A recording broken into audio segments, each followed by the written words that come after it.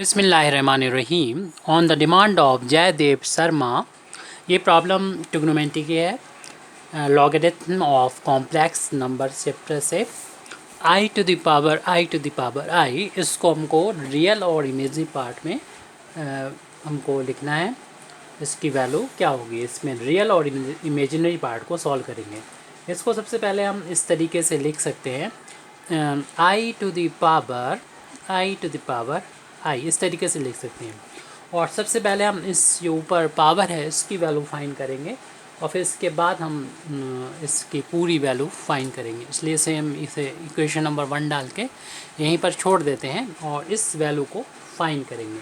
तो ये वैल्यू है i⁻i, जिसकी वैल्यू फाइंड करने के लिए हम देखें ये कॉम्प्लेक्स नंबर की पावर कॉम्प्लेक्स नंबर, यानी कॉम्प्लेक्स क्वांटिटी की पावर कॉम्प्लेक्स क्वांटिटी हो, ए और जेड दोनों ही कॉम्प्लेक्स नंबर हों, लेकिन a⁻z हो, तो इसमें डेफिनेशन होती है e⁻z।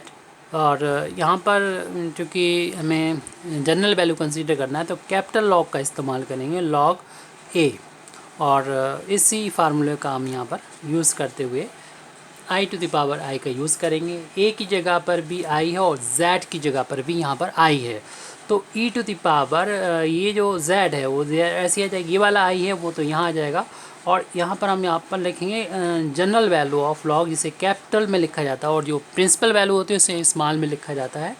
तो यहाँ पर जब कुछ नहीं कहा जाता तो जनरल वैल्यू ही हमें कंसीडर करना चाहिए। और ये जो a था वो पावर में इधर पहुँच जाता है, तो ये i जो है यहाँ पर पावर में आ जाएगा। अब सबसे पहला काम हमारा ये रहेगा, जो जनरल वैल्यू है यहाँ से उसको प्रिंसिपल वैल्यू में थोड़ा सा कन्वर्ट करें। मींस ये कैपिटल लॉग है, इसको स्मॉल लॉग में कन्वर्ट करें। तो इसके लिए हमें इसमें ऐड करना पड़ता है 2n ऐड करना पड़ता है। तो ये कैपिटल लॉग जो है वो स्मॉल लॉग में कन्वर्ट हो जाता है। मींस ये जनरल वैल्यू प्रिंसिपल वैल्यू में कन्वर्ट हो गई, और टोटल तो ये जनरल वैल्यू ही है जो इसके इक्विवेलेंट है। अब हम यहाँ पर i को इस तरीके से देखिए लिख सकते हैं, i को लिख सकते हैं 0+1 टाइम्स i, क्योंकि इस i 1 से इंटू कर लें तो i ही रहेगा ये वैल्यू। और हमें फिर देखना होगा कॉस किस एंगल की वैल्यू जो होती है वो और साइन की किस एंगल की वैल्यू 1 होती है, उसी एंगल की कॉस की वैल्यू 0 होती है। तो हम लोग जानते हैं कॉस 90 की वैल्यू जो है वो 0 होती है, और साइन 90 की वैल्यू इस 1 की जगह पर लिख सकते हैं साइन π/2। और यूलर फार्मूले से इसकी वैल्यू जो होती है वो e⁻i π/2 हो जाएगा। यूलर फार्मूला आप लोग जानते होंगे, cos theta plus i sine theta की वैल्यू होती है e⁻i⁻ होती है। यूलर फार्मूले से लिख दिया। ये यहाँ पर i की जगह पर हम ये वैल्यू लिख सकते हैं। तो इसे लिखा जा सकता है e⁻i 2n और प्लस लॉग ऑफ i की जगह पर डायरेक्ट भी आप यूज़ कर सकते हैं, i की जगह पर e⁻i π/2। अब यहाँ पर हम लोग जानते हैं कि लॉग में पावर आगे मल्टीप्लाई कर जाती है, तो इधर पावर मल्टीप्लाई कर जाएगी, तो e⁻i और 2n और प्लस ये पावर i π/2 आगे आ जाएगी। और यहाँ पर लॉग ही आपको मालूम है कि जब लॉग यहाँ पर नहीं लिखा होता तो ई होता है उसका बेस, तो बेस और ये दोनों इक्वल हों तो ये वैल्यू 1 के इक्वल होती है। तो इसमें चाहे कोई भी बेस हो, अगर इक्वल है तो 1 की वैल्यू होती है, अगर लॉग में भी जो लिखा है वही बेस हो। तो इस तरीके से i π/2 आ जाएगा, 1 का इंटू करेंगे तो इतना ही आ जाएगा, तो हम इतना ही इसको छोड़ दे रहे हैं।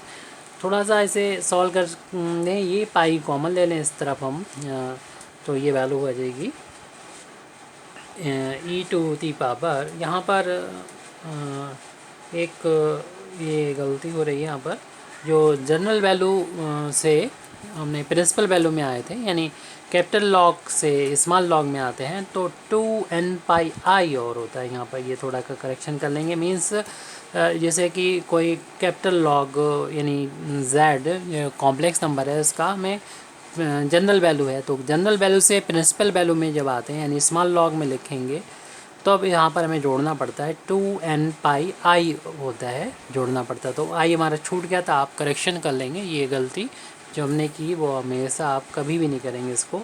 तो 2n यहाँ पर लिख लेंगे 2n तो इस गलती को ध्यान में रहे, हमेशा कभी भी नहीं करना है। इन दोनों में से i को बाहर ले लेंगे तो e⁻ आई ये है और आई इंटू का आई स्क्वायर हो जाएगा। तो हमारे पास बचा है 2n और पाई भी कॉमन है तो पाई को हम राइट हैंड साइड में कॉमन ले लेंगे, प्लस का 1/2 बचेगा सिग्मा, आई इधर बाहर हो गया, पाई उधर बाहर हो जाएगा।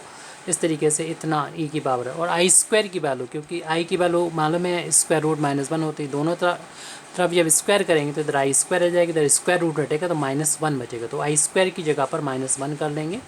और अगर आप चाहें तो जो है 1/2 भी इसमें से कॉमन ले लेंगे। तो 1/2 को जब कॉमन लेंगे यहाँ पर तो 2 इधर चूँकि है नहीं अपान में, तो 2 का इंटू हो जाएगा, 4n हो जाएगा, प्लस 1/2 बाहर लिया तो 1/2, तो 2 इधर नीचे आ गया, ये π/2। इस तरीके से ये वैल्यू जो आई टू दी पावर आई की वैल्यू हो गई e to the power -4n+1 into π/2, ये वैल्यू हो गई। अब इस वैल्यू को हम इक्वेशन नंबर 1 में पुट कर देंगे। तो इक्वेशन नंबर 1 आपको पता ही है, हम शुरुआत में डाल के आए हैं। उसमें आई टू द पावर आई की वैल्यू हमको फाइंड करनी थी। तो इस आई को हमने ऐसे लिखा रहने दिया था और इस आई टू द पावर आई की वैल्यू ये आ चुकी है, तो यहाँ लिख देंगे e to the power -4n+1 times π/2। तो इसमें हम दोबारा से इसी फार्मूले का यूज़ करेंगे, ए की पावर z इक्वल टू ई की पावर z log z। यहाँ पर दोनों ही कॉम्प्लेक्स नंबर हैं। तो complex number purely real number भी कॉम्प्लेक्स नंबर होता है, हम लोग जानते हैं। तो ये भी कॉम्प्लेक्स नंबर है, ये भी कॉम्प्लेक्स नंबर है। तो ये टोटल एक नंबर आप कंसीडर करें। तो ए टू द पावर z वाला फार्मूला यहाँ पर अप्लाई जब करेंगे तो पता है आपको ई की पावर में आता है, चाहे तो ई की पावर लिख दें। और ई की पावर अगर लिखेंगे तो शायद पावर ज़्यादा लगेगी आपको, मींस पावर की पावर आ जाएगी तो दिक्कत होगी। चलिए हम लिख देते हैं।